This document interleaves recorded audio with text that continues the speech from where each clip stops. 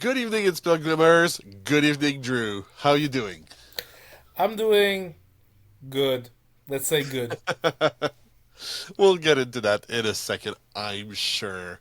Worlds was this weekend, and if we get into the long and short of it, it started really high and finished somewhat low. We're gonna talk about the Worlds at a second point during this conversation, but the main takeaway from it, they announced the DLCs. They announced the competitive season for season two, and it's not been received the best. It's a little lackluster. There was a Lorecast today with more information, so now we're coming to you tonight with all the information that was able to be shared so far. So we're going to be able to do a full 360 of that. But yeah, I understand you saying you're feeling okay. Yeah. Well, you got to know, I started out the weekend, really hyped for the guys, for Pierre Marc, for Sailor, for those who know him by that name, for Patrick, Devoted, for our guys from Quebec to see Worlds. I was also I gotta say it, kind of jealous, having been to a point close to having an opportunity to get there. It seemed like an amazing experience for the guys. The event looked great, and I watched the first day of it. I had my phone on all day. I didn't miss a beat, and Sunday was kind of where you saw the crash. Everybody was watching the Worlds on Saturday, not really expecting necessarily big announcements. We knew that they would keep it for the really juicy part at the end, but maybe we could have gotten some crumbs. Uh, and then on Sunday they announced all the details for the next season of DLCs, which was very fervently awaited by the community. Yeah. And And I think before we get into the, I won't say bad news, but contention points, let's start with the good news that were announced. sure, Because the I'll first let you. announcements, I was really happy about it. I was really hyped, and I think it's showing that the competitive team at RB is learning, is putting in the effort to make things better. So they announced that for North America and Europe, the main events, the way they're going to work is going to be a 2 day format with on day one 8 rounds of Swiss, all best of three, so no more best of two God bless. present. God bless. And then day two, 4 rounds of Swiss, also best of three, followed by a top 32 single elimination, and then grand final being best of five. So we're going to something more, I will say, standard for TCG in terms of representation. It's going to be longer tournaments, that's for sure. 12 rounds of best of three. It's going to be bigger days. But I was happy to see that format arriving. Best of two was an experiment. I understood what where it came from for the first season. It came from data from Pixelborn and stuff like that. That was conferring a very large advantage to whoever was on the play. Yes. The advantage on the play is real. It's not as egregious as people used to think it was. I Also, the mean, the world champion was on the draw. So if that doesn't tell the whole story.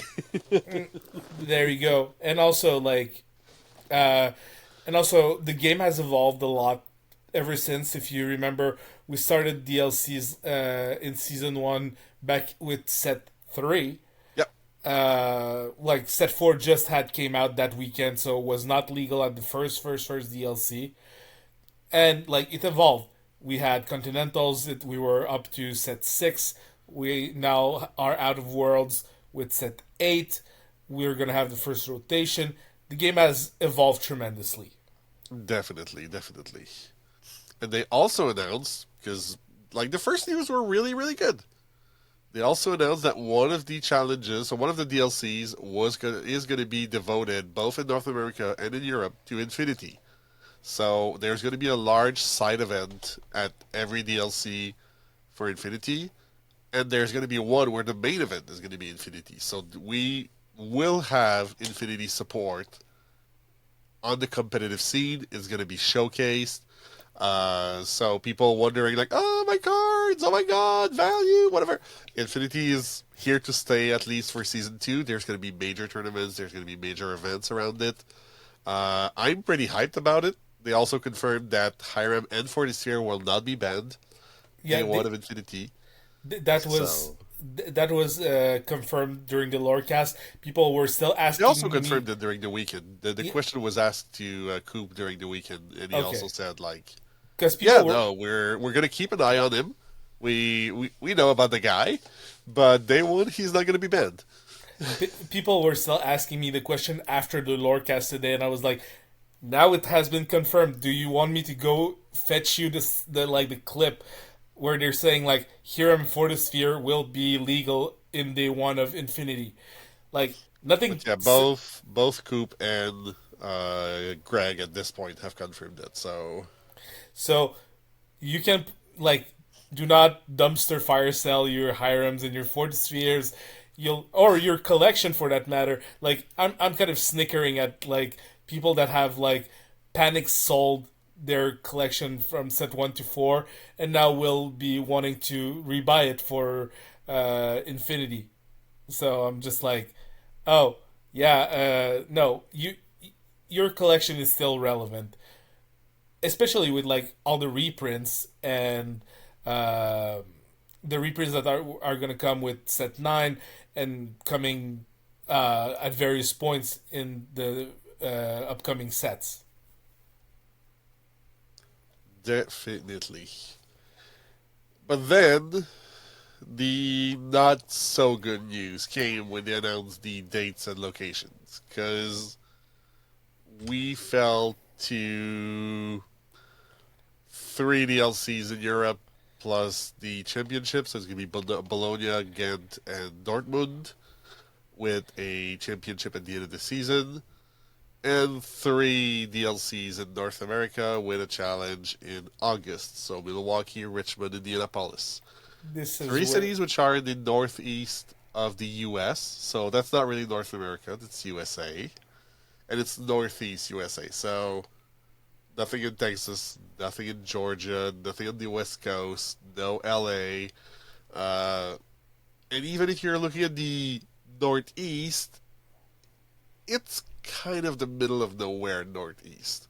Milwaukee is close to Chicago, but it's not Chicago.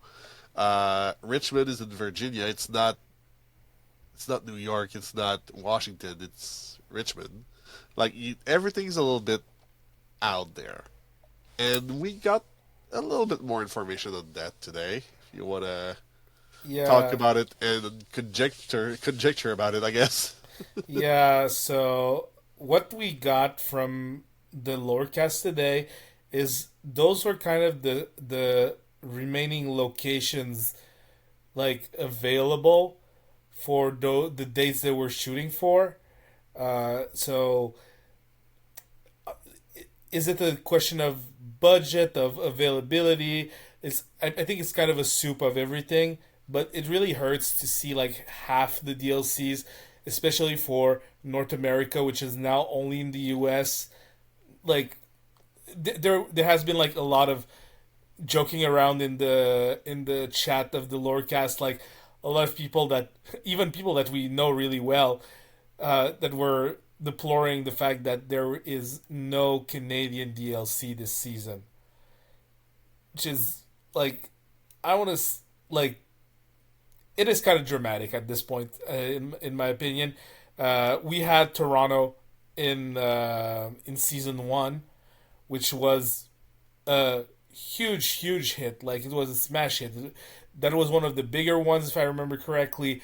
People that were probably not able to go to a lot of places in the U.S. were able to go there. I remember uh, people like just from the province of Quebec were probably close to 100 something. Like it was amazing. It was probably one of my favorite DLCs, not counting the fact that I was wearing a Cinderella dress. So, yeah. But Uh, yeah, having talked to a few people who organize these kinds of events, I was told like, yeah, this is like when you want convention center for between like because it's a they confirmed it's going to be 2048 that entries was that was per my next DLC, point. but that means that with the side event, with all the guests, with everything, you need convention center that can host between 4 and 5,000 people.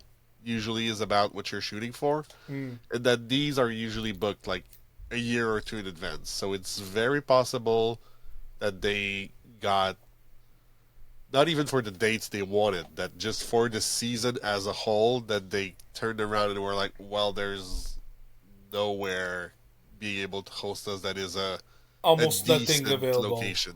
Yeah. Yeah, almost nothing available. It's rough. It's very rough. Like I'm not buying excuses now for the season. Also, we kind of have to kind of again conjecturize. Is this like a remnant of the situation that Ravensburger had with PPG? Like we know at this point that they let go of PPG. They are now going with Pastimes as an organizer. Pastime, which is a great organizer, by the way. I Love don't know of them. them. I'll discover them now. Yeah, no, like they've been in the business for quite a while. They've done Magic for multiple years. I've known them pre-pandemic. I've known them post-pandemic. Like they're doing everything Magic post-pandemic. Like the Magic cons, it's great. It's just great. I am totally in confidence with them at the helm of North American uh, events. Though again, uh, you touch upon it, like the cap of 2048 people per DLC. Like a lot of people were kind of crying about, oh, is it possible to have like a larger DLC, like 3K people, 4K people? I've been saying that ever since season one. I think this is kind of unrealistic. Um, the largest, I'm just gonna give numbers here. The largest Magic Grand Prix, which is exactly the equivalent of a DLC, by the way. If you look at the games, the largest one hosted 3,000 people and was divided into two events. They had to divide the event into two to be able to run it properly. So, people that were crying for 3K, 4K events, it is not sustainable. I also like done some just like tournament mats on like what record should you get, and even now with the 2K cap, the 12 rounds and everything that we're getting, these events are going to be extremely cutthroat. You are not allowed to make many mistakes in your day if your goal is to top 32 and get your invite for the championship. Yeah, that's gonna be like they're gonna be pretty rough events for sure. And yeah, like at this point, I'm not making excuses, obviously. But I've seen people be like, I don't like, why don't they own up to the fact that they effed up like season two and everything? I think they have. Like today, they didn't. You didn't see Greg and uh, Rochelle do a lot of apologizing for season two, but I think we're still sadly living the aftermath of hiring a guy to do competitive in January of this year or February. I don't remember what it was. But Super late. like Coop arrived super late to the game. They didn't want to launch anything before Worlds. We know Worlds was delayed until very late June. The first like the first rumors through the grapevine was like Worlds was supposed to be in March. You know, Well, it wasn't even through the grapevines. That's what they told us the first time. yeah. But like, it was still like something that was quite possible when Yeah, we went to play in Anaheim back in January, and then that's when they kind of phased it out.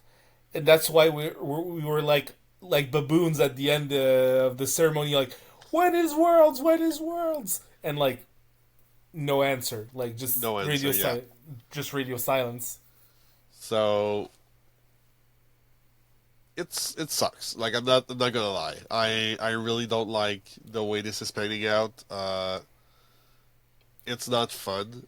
There's business reasons more likely than not behind it, as evidenced by the fact that they almost spent more time today talking about season three than season two. They announced that we're gonna have probably at least as many DLCs for season three than we had in season one. So clearly, like they're admitting in their own way that season two is not a mistake, but something that is we're It, stuck with. it is. I don't want to say broken, but it's banged up. Let's say. Because they announced like, hey, by the way, the next seasons are gonna start with rotation, meaning that we're gonna have a EU championship, not even the worlds, just the championship after season three will have started, and the worlds are probably gonna be almost like midway through season three, and then it's gonna play catch up afterwards. They also announced, while we're at it, two challenges in Play Brazil and a talking about championship. ketchup. Yeah, so two challenges in Brazil and a championship. One challenge in Australia with a qualifier. Three challenges in China with a championship. Two in Japan. And there's also going to be, I think, three more or four more in the rest of Asia. Um, but yeah, a few other across Asia championships that will get world invites. Yeah, What we got here was a confirmation of what was it, 28? That's 12, 23. Yeah, 28. yeah. 27. Anyways, so 20 something invites still for worlds. It's weird. It's very weird. It's not. It doesn't seem like irregular. I feel that uh, that amount of events for China and Japan, where the market hasn't yet been tr- tried and tested, like they've had like a larger event recently. I heard it was quite big, but I don't know how the popularity of the game is going over there. I have absolutely no clue how popular the game is in Brazil and the rest of like Latin America. Uh, it's I want to say it's just kind of baffling to see such a huge amount of like, and again it might be just like logistics, right? There were spaces left, there were convention centers available to organize in those places, so they just went with what they could for those places. That's one possibility. The other possibility is like They want to China, and push. they're talking about Southeast Asia, which let's be honest, probably means at least one in India. Mm, And China and India are over a billion people each. Like that's more per country than pretty much the rest of the markets of Lorcana combined. So yeah, I I can see understand them them wanting to trying to push it. attract those markets. Yeah, they are trying to push it over there, which is fair enough. I guess it's a sound marketing decision, right? Yeah, and we cannot say that Disney is not popular over there as a brand. Mm, China has like two sets of parks, Japan has one. So definitely some Disney branding popularity in Asia as well. Still sucks for us in North America, especially the ones not in the US.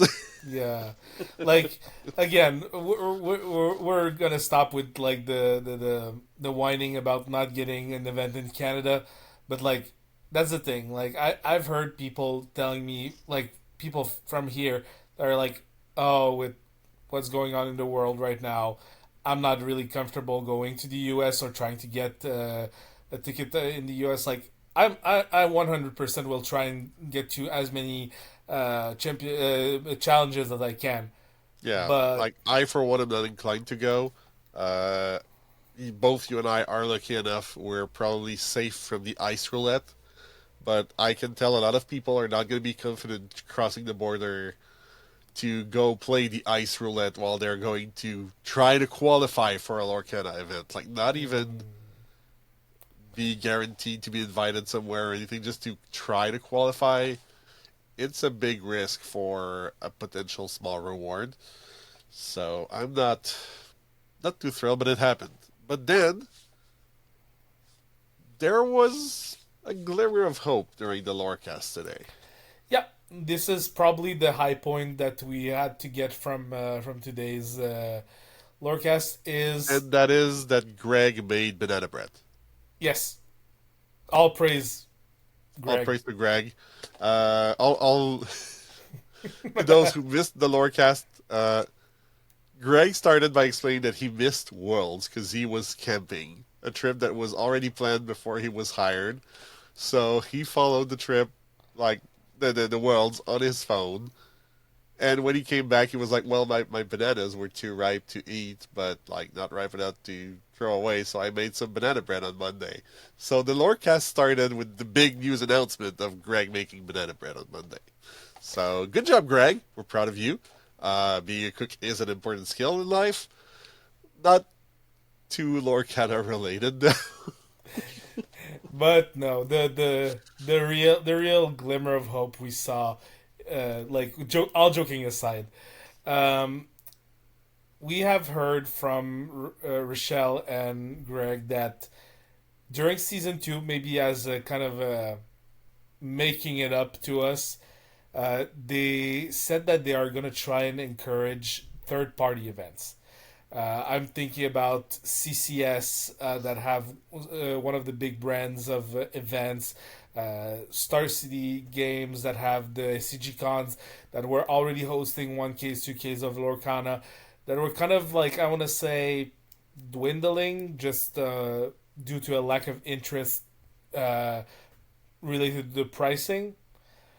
Yeah, There are a lot of circuits within the United States that are really interesting, and also I think Canada could be hosting such a third party event as they said, because as they have thrown the idea is like, oh, it could we could send a bunch of um, playmats and play. promos and maybe some invites. Like they opened the door for pretty good support for those events.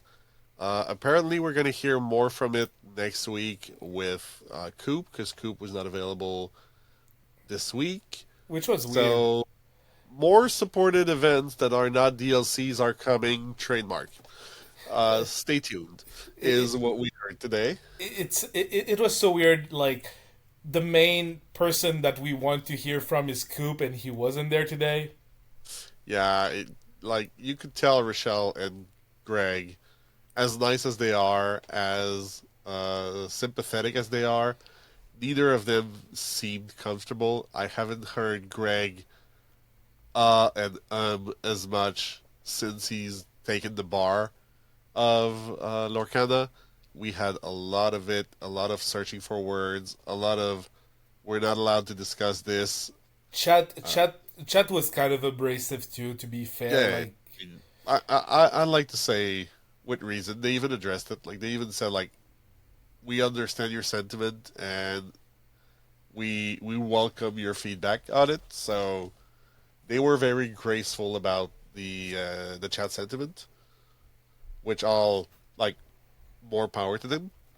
But we did see some things slipped through the crack. Like there was the support that like the support event that might have ways to get to the championships. We also heard that there might be some competitive events between set championships and DLC level that were in the works for season two. We heard a stay tuned. We're waiting for Coop and for official confirmation on this from Rochelle. So there might be something coming there. Uh, Hopefully. but we were also told like this is season two. Like there's going to be more event in 2026. They're going to be in season three. So season three will start September, October ish. But there's going to be more events in 2026. They're just not going to be part of season two. So as far as DLCs go, this is it. Which is, kind of disheartening, but it is what it is. We'll make do with what it is. We're people that really want to get there will try and get there, Yeah. and like I'll have to say though, during the world's events, they showed us what the promos are going to be and the DLCs. And I really hope that when they support those third party events and everything, they're going to provide some of those either prize walls or promos to those events. Because it's going to feel bad if we don't have anything and then there's like, oh, but we're supporting those events. We're giving them like the convention stuff that you can get when you go to Gen Con. And it's not really like the playmat with the 6 cards on it is it's okay, it's good, but it's not that good. like the price support is really really nice. It's something that I will hopefully see in like in those third party events, like you said. Also, like my point, like we were kind of disagreeing on it a bit before we started rolling the camera, but my guess was that giving invites to the championship is what will make or break the third party events. Yeah, that's the point. We don't disagree. We see it a bit differently Yeah. because I agree with you that there's a crowd that goes to DLCs for those invites. But as I was telling you, if we take all the people we know from the province who went to Toronto, we know maybe a dozen who had hopes of qualifying for Continentals. Let's say less than 20%. Yeah. And the rest of the people were going there for the event to try to get those prize wall, to try to get the promos of like, oh, finishing top 128 or just getting the Dragonfire for getting in, and then grinding a few side events trying to get stuff on the prize wall because they wanted like that Rapunzel non-foil and that Cinderella non-foil. Those people, if we get prize support that is decent, even if there's no invite, they're gonna come to third-party events. Oh, definitely. But you Like, kind of need both if you want the maximum attendance. yeah, if you want to kind of recapture the magic of, and I know they're not going to be DLCs, those third party events, Yeah, but it will recapture the feel, at least. It will be a more like local uh DLC kind of thing. But yes, you need to have like the incentive for the collectors, like the goodies chasers, and for the really really competitive crowd. Like yeah, because that's the thing. Like I will go to any event that has those prizes to up for grabs for sure. But also, I'm not gonna have the same level of enthusiasm as if there is an invite on the line for like top one, two, yeah, or yeah, yeah. four. But that's the thing. Like you're someone who could qualify for that top one, two, like something spot. For me, it doesn't matter. Like Mm. if I go to a DLC, I might get lucky, have the right deck at the right time, crack through the crowd, and make it. It's a possibility. I'd be happy if it happens, but I'm realistic enough to know that given how I usually play, how I usually rank in tournaments and stuff like that, more chance than not, I'll probably not make top 64. Like I would probably be top 128 ish if I'm having a good day. If the event is smaller and it's top one, like whether or not there's an invite is probably not going to matter for me at the end of the day. Yeah. So it really depends on how you're approaching it. Of course, it's always good if it is like I will push for invites to be there because I want the biggest crowd. I still want to have that little feeling of hey, maybe if I really outperform myself, I might get an invite. It's a cool shiny thing in the end that you might get. But yeah, I think the price support will make or break that supported events that are coming. Also, have to point out that I have this really nice sheet of like prize wall in front of me. It's like kind of unrelated, but it is very nice that they have decided to print out Dragonfire and Let It Go as non foils. Definitely something they had forgotten from season Yes. one. Like like I was telling people, I couldn't justify keeping any of my Let It Goes. I won three of them, Yeah. and like I would have loved keeping at least one because I love this art of Let It Go. But like the three of them were really high dollar value at any point in time when I got them. I would be really happy with getting one of these in non-foil just as kind of Oh, a for sure. souvenir. Like a playset of these in non-foil would be wonderful. Like same thing. The entry card is the Pegasus, and I think it might be the one that's going to be chased around the most. Yeah, it's like super cute. It's super cute. It's playable. It's a wonderful card. Uh, I'm It's really curious to playable. see. It's playable. I mean, DKP had it in one of his lists, All you and needed to then know. when you get to top 32, top 16, top 8, top 4, one of the big changes, they're adding uncut sheets to the price pool of the set. So uncut foil sheets. So really For cool pricing for DLCs for the people who get to these levels. for people that don't know, like uncut sheet are like really like poster kind of things. Like they're really tall and wide sheets of like all the cards that the cutter will go through at the factory to make the cards, like making the shape of the card within them. Yeah, it's the cards as they are out of the printer. So they're about uh, depending on 3 feet by 4 feet, give or take. Usually is about the size. something like that. At some point, I'll have my office ready. I have an uncut sheet of Magic Yeah, at my place, and I'll show the viewers what it looks like. It's really nice. It's also very valuable. Like it is like it is chased by collectors. That's for sure. yeah, like it's very valuable. I'm gonna give an idea to our viewership. Like uh, the one I own is probably one that has been the most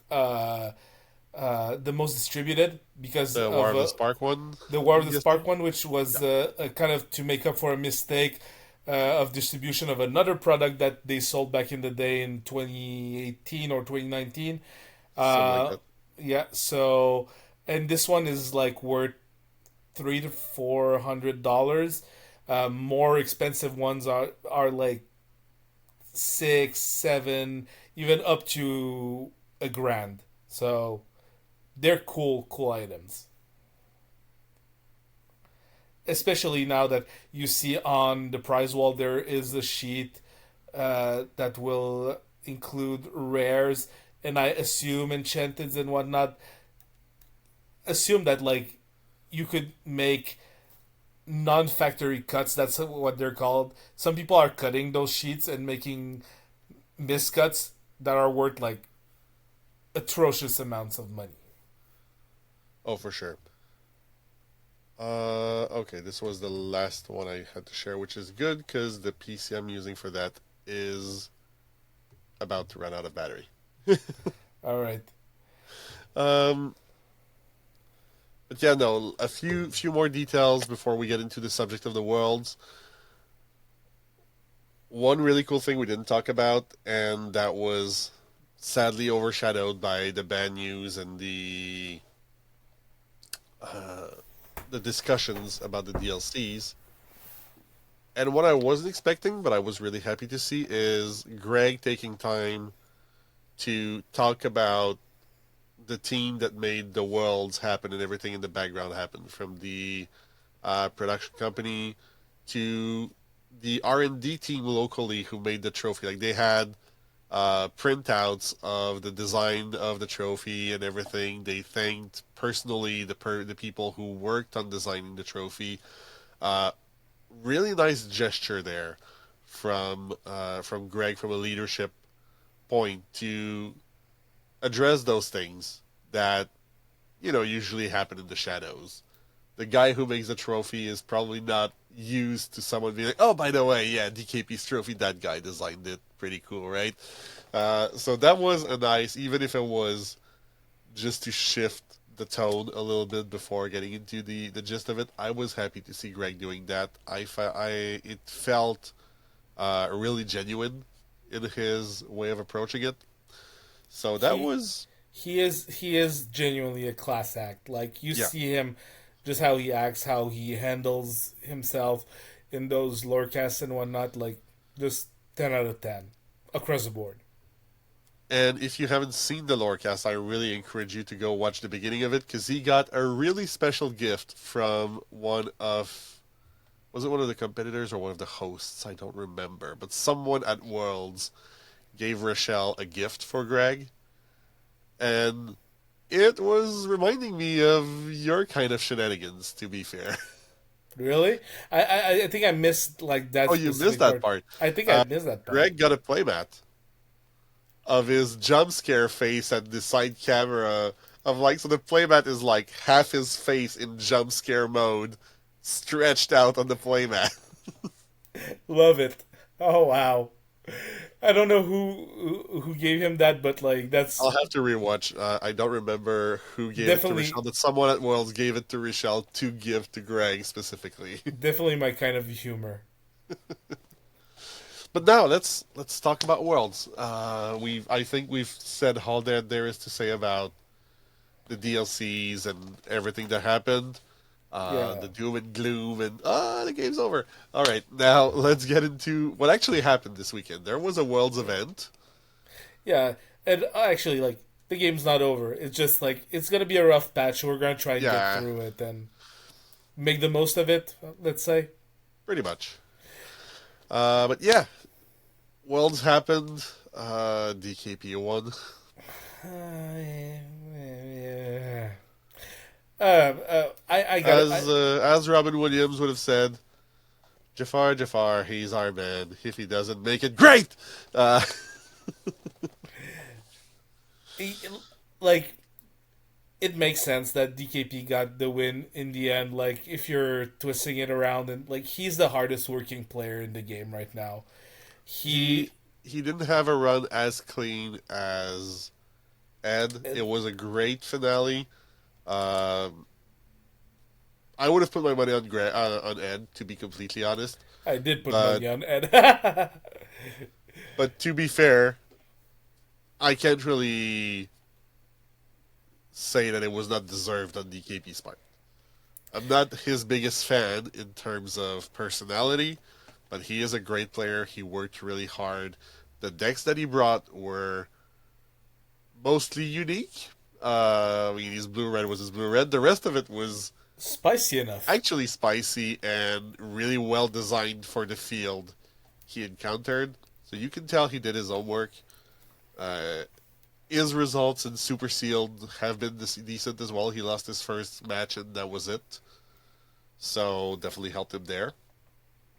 Which I wasn't expecting. Like I remember him posting about Super Seal, not being thrilled about it, Yeah, and I can understand why. I think I was talking about it this evening at local league that I'm running.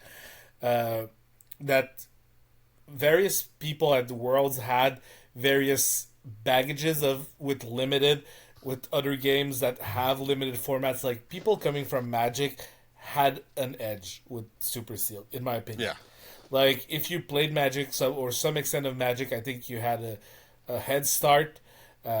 Surely your seal pool is gonna play a lot into it, and matchups and like everything. But I know for at least one of the competitors, the pool didn't collaborate. have you got some information from our local guys? Yeah, so before we go a little deeper, uh, Sailor finished 11th, and Patrick finished a little lower, I think 17th or something like that. Rougher day for Patrick, but Pat didn't even have Amethyst in his seal pool because his Amethyst was that bad. He ended up Yikes. on, he told me Emerald Ruby Steel, I think, was his like set of colors. But yeah, he didn't have the greatest super sealed pool. He still managed to win one, so did Sailor. So they were facing an uphill battle from the get go. Sailor got to the point of almost being able to knock at that door for top eight. Went to the bubble, didn't get through. Ellie did, but That's kind of the problem. Ellie started out 4-0 into 4-3, so he was kind of a shoe in at that point. yeah, but it must have been like a rough day for him regardless. You're 4-0, you need one win to get through, and Not then getting it, all your opponents just get in on their match against you while you keep losing those matches. It must be rough mentally.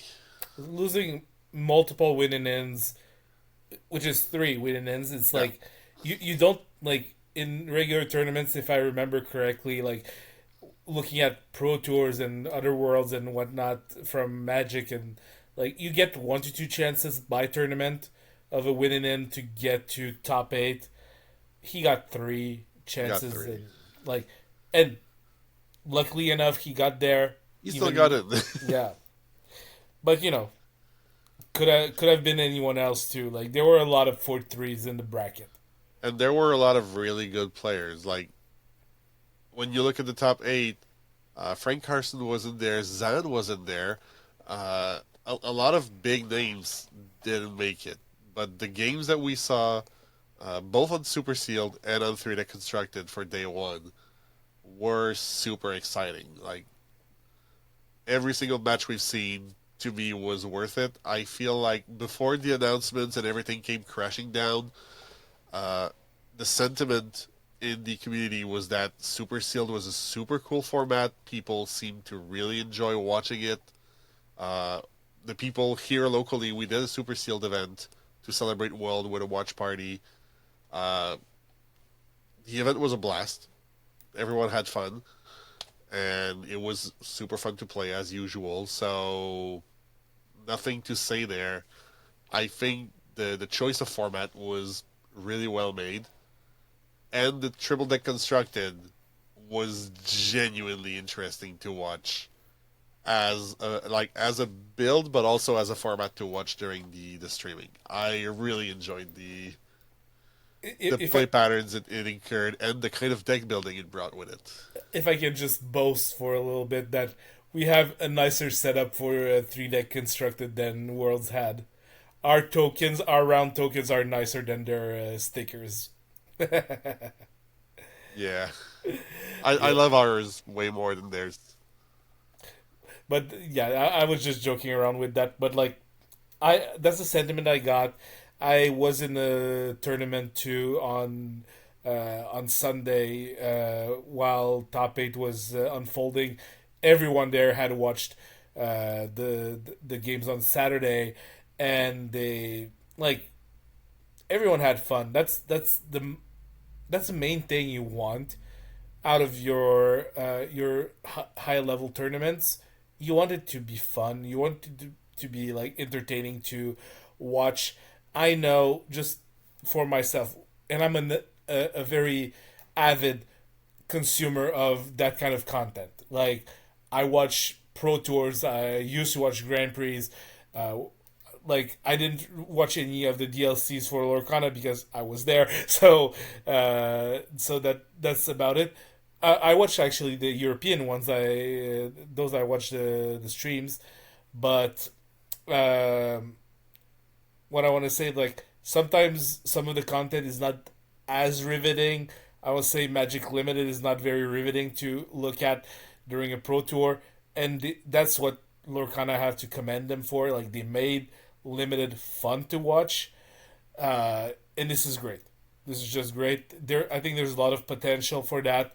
I want to commend like going into like our talks for Worlds, um, the team from Fanfinity, which was the team that handled the stream in Europe during season one, and that will be handling all the tournament organizing for the second season of the European leg of DLCs. They are crushing it. They are doing a super great job. That's what I was telling Nick before starting to roll the camera. Like, God bless that they flown in Fanfinity to Florida at Disney World to be able to give us this level of content.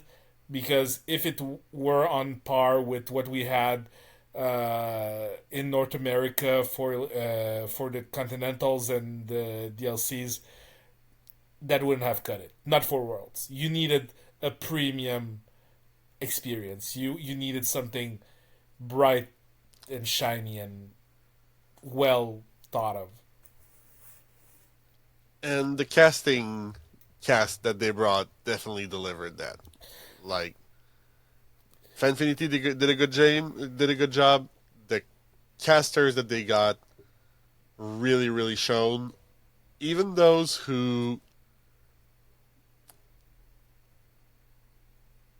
didn't shine as much in previous events, I never minded like Rebecca or Liam or whatever. But the way the North American games were casted, usually the interactions weren't as Natural. eventful or natural. Yeah, the conversations often drifted off of the games, even during the games. It was a little bit harder to fully embrace. Whereas this time, everything worked super well. JDZ did an amazing job. Baker, Lorcana Villain, just star of any casting show wherever he goes, to be honest, but there as well. He got a lot of the people there to sing. He was singing of the Be Prepared every time one was played, even when he Be was not casting. prepared. Even when he was not casting, you could hear him from outside the booth through their mics. And like, and they were always like referencing it. Like, even though Yeah. he was not there, he was spiritually there with them. So, no, the casters did an amazing job. You could tell there was some real camaraderie over there, even with the creators of the game. Like Steve Warner came impromptu in the booth, challenging Baker after Ed just dispatched his opponent way too quickly in the semifinal rounds, and just being like, "Yeah, I need a revenge on our game of Pack Rush. Come on, let's get to the table." And then Villain won again. Baker just one upping him all the way. Oh, all the way. Even like in that game, he had a Namari. They played another game afterwards. Baker brings out the Namari foil. He's like, "Yeah, no, I'm better than you, man." Eh, he met No, the Steve. cast was great. They were entertaining to watch. They mixed the pairings quite a lot as well, which they didn't do as much during the set championships. So we got to see a bunch of combinations from them. I think the only one we saw just once was Baker and Rebecca for very obvious camera reasons. Baker being like a solid foot and then some over Rebecca. It, So the, it the it camera angles were a bit hard to deal with, I'm it guessing. it definitely looked funny. Oh, it did. Like the first time it happened, like they even acknowledged it, if I remember correctly, and he like started to crouch a bit and stuff. I mean, having worked with cameras before, this kind of disparity is one of the worst things to do when you want to have your uh, your talent like fill in the frame and everything. So no, really enjoyed the casting work. Really enjoyed everyone who put effort into this. I know from what little we heard from Sailor and Devoted, their experience on site was top tier as well. the way they were received, the way they were treated. So super excited to talk to them when they're back in local on local floor. And I wanted to get your opinion on something. We touched a little bit on it earlier. DKP won. Obviously, we're not the biggest fan of the guy, but what do you think it means for the game to have him as our world champion for like a year and then some, almost a year and a half, probably? How do you feel it's going to affect the perception of the game, the perception of the people playing the game? Do you think it's a net positive? Do you think it's neutral? Do you think it's going to hurt the game? I don't think as a whole it will hurt the game. Uh, I think that his online personality is a taste that you have to acquire to be able to appreciate it fully. I know he has some people that really just swear by everything he's saying, and more power to them. Because like to me, it is kind of hard to um, to put up with this level of you know loving oneself. You made a great, great, great analogy during our stream on Monday when you said like, I mean, guess, I can re-say it to be please, fair. please do. The way I've analyzed it, the way I've thought about it, and came to terms with my gripe with DKP is that he's basically Gaston from Beauty and the Beast. The guy is great. He has great skill. He's recognized in his field by the people around him. Like if you go on the Facebook groups and everything, there's a lot of people clamoring for DKP, really liking him, and two great results. Like he's won the world championships. Clearly, the guy is good, just as Gaston is the most skilled hunter in town, the one of the strongest guys in town. No one does They it like have their own. Gaston. Hmm? No one does it like No one Gaston. does it like Gaston, right? And no one does it like DKP. But at the same time, they both need their crowd. They need to watch themselves in the mirror. They need to have that constant clamoring of people telling them how great they are. And that's not the kind of personality I personally enjoy. When I'm watching hockey, I prefer Sidney Crosby to Ovechkin.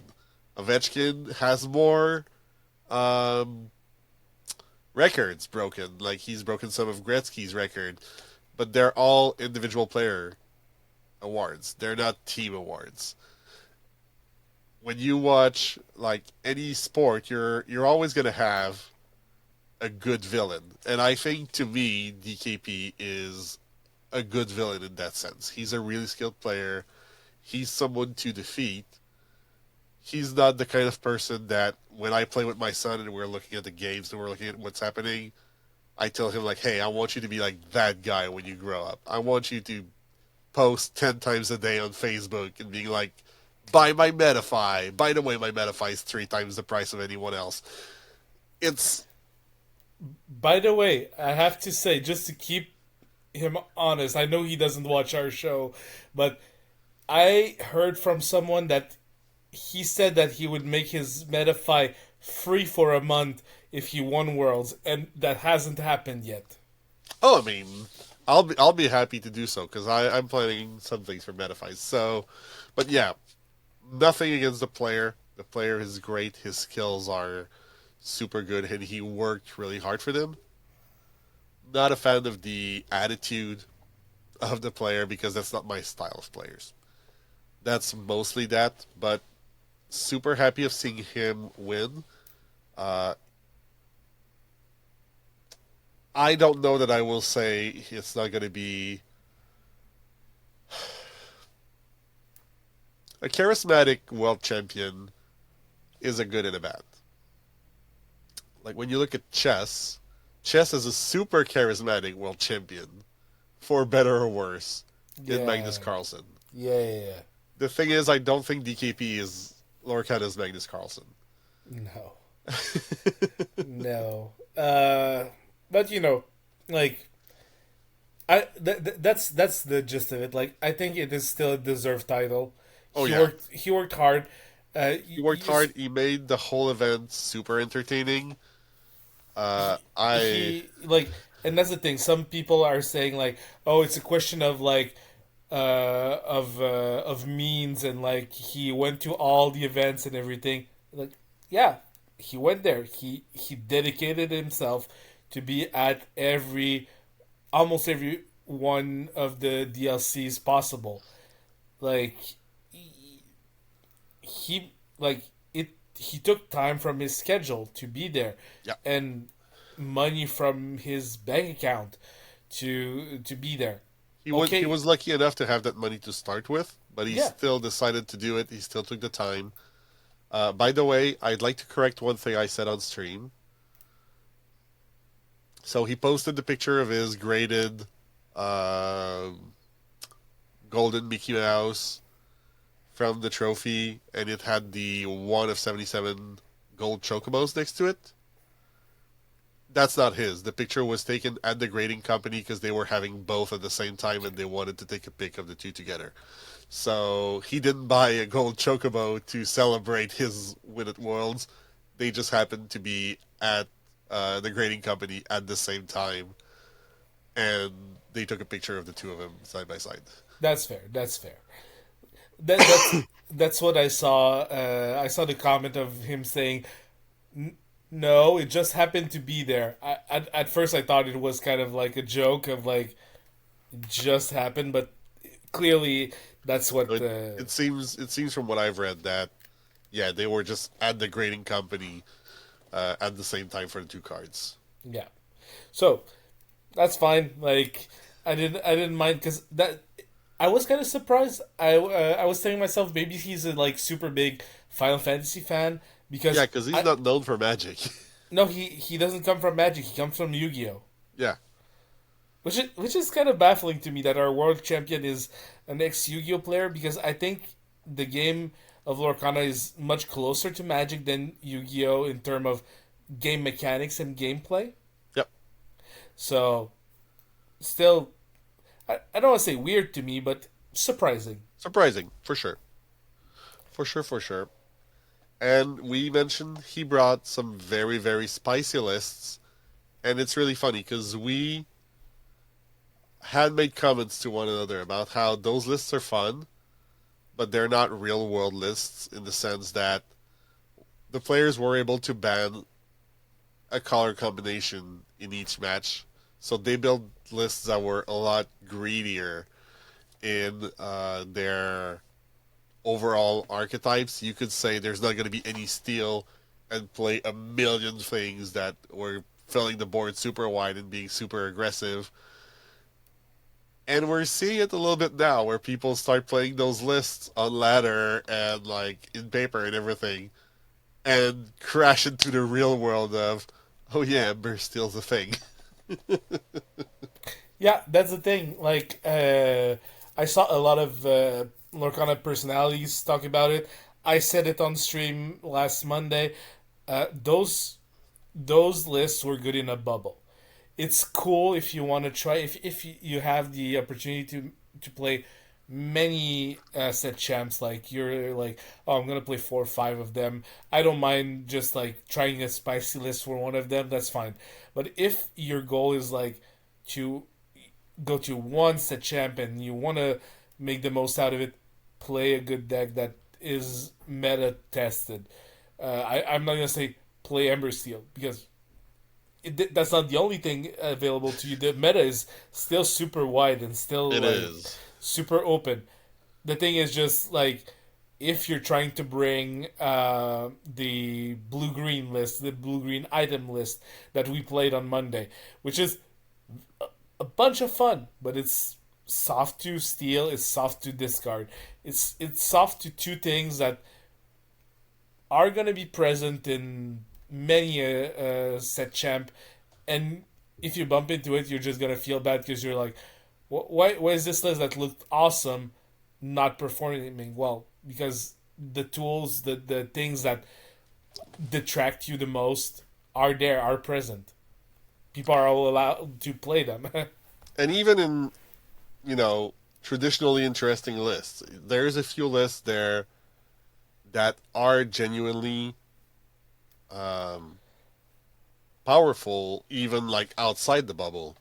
But even these lists were teched for that specific meta. I think about uh, whose was it? Someone was running Green Steel. I think it was Ellie, and his list had two copies of Maui Trickster in Yes, it, yes, that's him. mainly because well, he's expecting to face blue red item and blue green items. So he needed something that, oh yeah, by the way, if you banish this, I clear your workshops and I clear all your board, and I wrath it.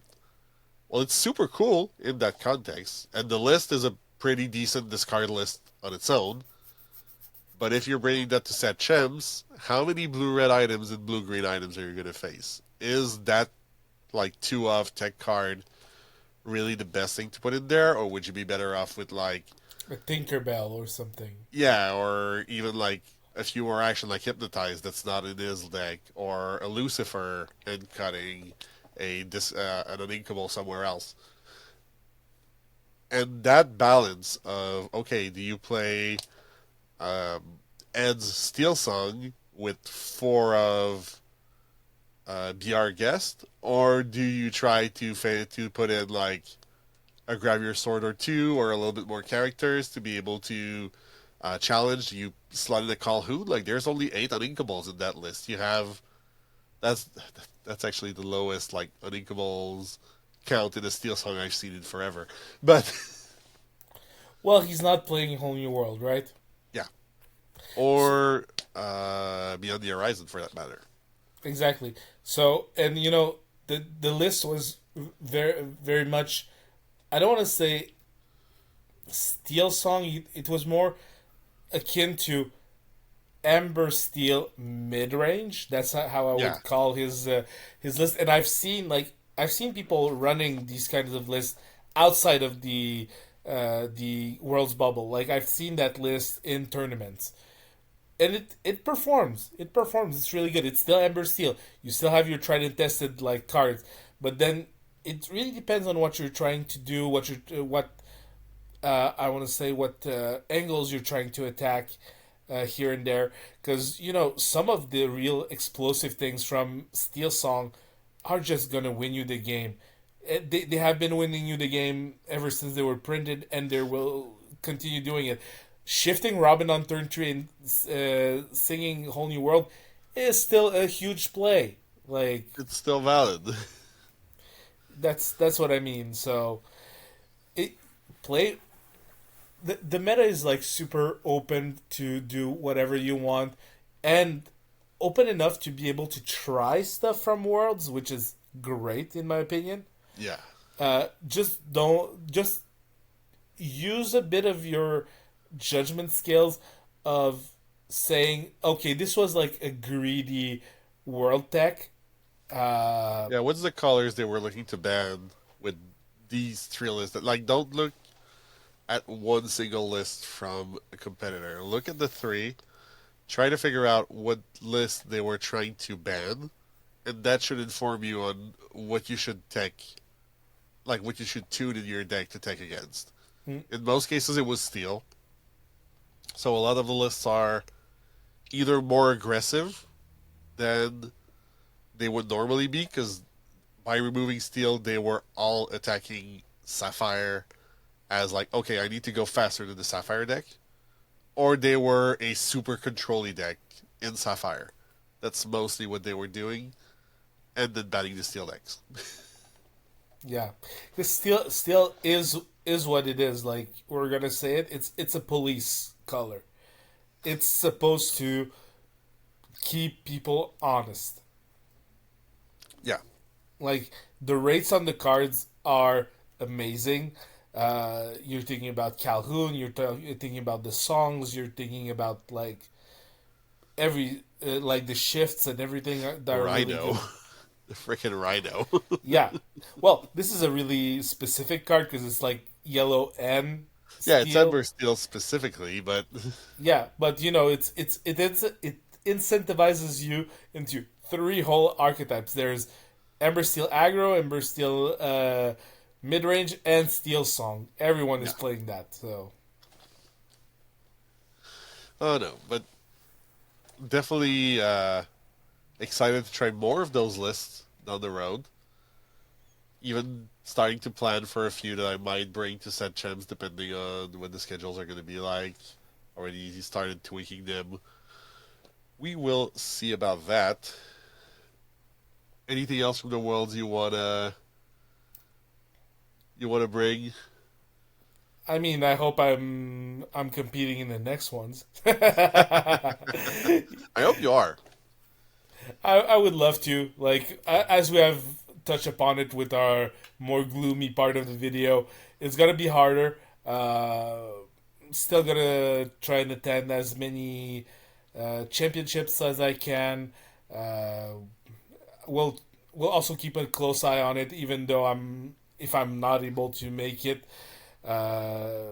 Also, be on the lookout because these things will move very fast. Uh, Many of you might know, but the tickets for the Milwaukee stop are going on sale in only 13 days, 12 days from the day we're probably going to release this Yeah, video. So on July 16th, we're filming this on July like 3rd, fourth. 4th. Yeah, now it's midnight, so it's 4th.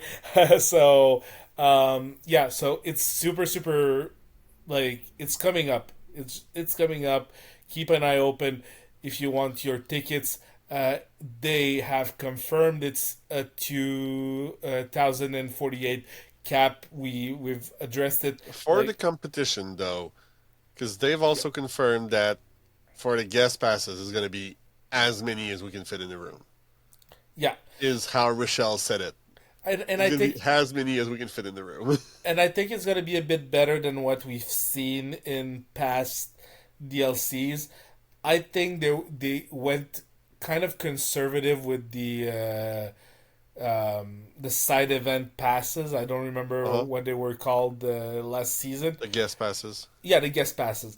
So I think they were quite conservative, uh, and like maybe this is a good thing for some of the people local and in the United States that just would like to be part of the experience without competing. Uh, that pass is tailored towards them because that's the thing. I am not gonna go to a DLC with only a guest pass. Like it's not worth it in general. No, but someone who really likes Infinity Constructed, there's going to be a large Infinity Constructed at those events Exactly. available through the guest pass. So maybe Exactly. that's what they want to do if you're into it, and depending how the prize wall works and everything, it might be worth for someone who doesn't manage to get his main pass to just Yeah, mainly for people like in the States, let's say, yeah. like travel is a lot cheaper if you can drive up to there and whatnot. Look into the guest passes. This is my advice to anyone looking at this. Even for Canadians that are closer to the border and like might have a shorter trip there. Who knows? But this is it. Like, try to make the most of this season, even though it definitely will be kind of I want to say a lower a lower point of our history as a card game, Yeah, it won't be the most exciting year, that's for sure. and that's what I was telling you before we roll the camera. We're gonna probably end on that, but Yeah. like I was saying, like it is a big ask to say to people because as of now, next DLC will be around October. Yes. Last time we had a DLC was in October of 24. 2024. So it's a full year without actually like you can count the championships. You can count the one of DLC, the surprise DLC in Australia that was Yeah, in yeah, yeah. February. but like it's a full year without DLCs for most people. Yep. And then you're telling them there's only three Th- th- in the there's competitive basically year. there's basically another year of not a lot of events, of very limited, Yeah. hard to get events. It is like a very big leap of faith to say, "Oh, stick with us until season number 3. It's all gonna be better." They're like, they have opportunities to make amends and to like build a confidence. They've opened a few doors today in their whole like, oh, we can talk about it, but we acknowledge you guys wanting it. Uh, they acknowledge the importance of a judge program.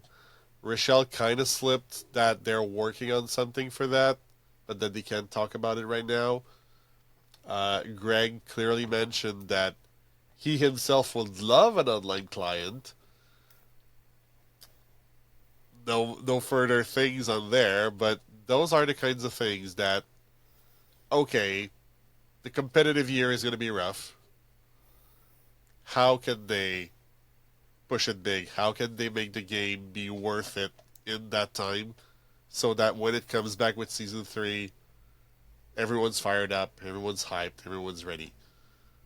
And And there's one thing we didn't mention when we talked about the DLCs, by the way. And one of the most important things to me, because it spells potentially really crazy things to come in terms of availability of the product, potentially. Because if you look back at the list of prizes, there's one prize that is missing from that list. The people finishing second and first will get a full binder of the foil set, excluding iconic cards. Meaning that the iconics will be so rare in their eyes that even the people winning the DLCs will not get a copy, like an automatic copy of the iconic cards. And if that comes to be like a 1 in 2,000, 1 in 3,000 packs, like we can see sometimes in Pokemon and stuff like that, there's the potential for the collector market to really, really start buying product, chasing for them. it's gonna be interesting to see. We'll be seeing about it in the month of August when we start cracking open boxes. Yeah. I'm super pumped for that, like for everything Fable is bringing. So I've been a big like herald for what Fable is bringing to the table. So Oh, really? Like, I'm really hyped to see the epic cards. I'm really hyped to see what the Fable, the iconic cards are gonna look like. mm, But yeah, definitely, definitely the potential for some high variance on so these packs next set. so my takeaway, like this is my sending off from the for this video, like Yeah, even though we will get some rough times ahead, try and make the most out of this competitive year. Like we still love the game, and I don't say we, you and I say we as a community.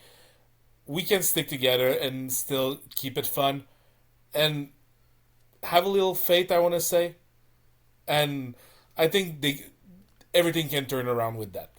And I'm not the most optimistic person in no, general. you're not. But You know my pessimistic self on a day to day. You heard me complaining about a lot of stuff, but I'm really trying to tell myself what I've just told you guys. And like this is my message to everyone. Like game is great, game is fun, game is actually doing well, and might do better in the future. and what I will say is, if Ravensburger decides to support third-party events and you want to compete, you want to send a message to Ravensburger that you want more DLCs, you want to compete, try to encourage those third party events, be as lenient as acceptable with the organizers of these, there's a strong chance that it's going to go to, I will say, the traditional organizer, the Star City Games face to face in Canada. Uh, there's a strong chance that these are going to have events, but it's also possible that stores or organizations that are not known for these kinds of events, because of their relationship with Ravensburger, might be given the chance to try their hand at larger events. Those will probably not run the same way that an SCG event run or that a face to face event run. Try to keep that in mind, but encourage those third party events once they happen if the pricing is there, if the support is there, because that's going to send the message to Ravensburger that, hey, we really want competitive events and we're willing to support people making it happen. So keep playing, keep having fun, keep competing, but more importantly, keep questing.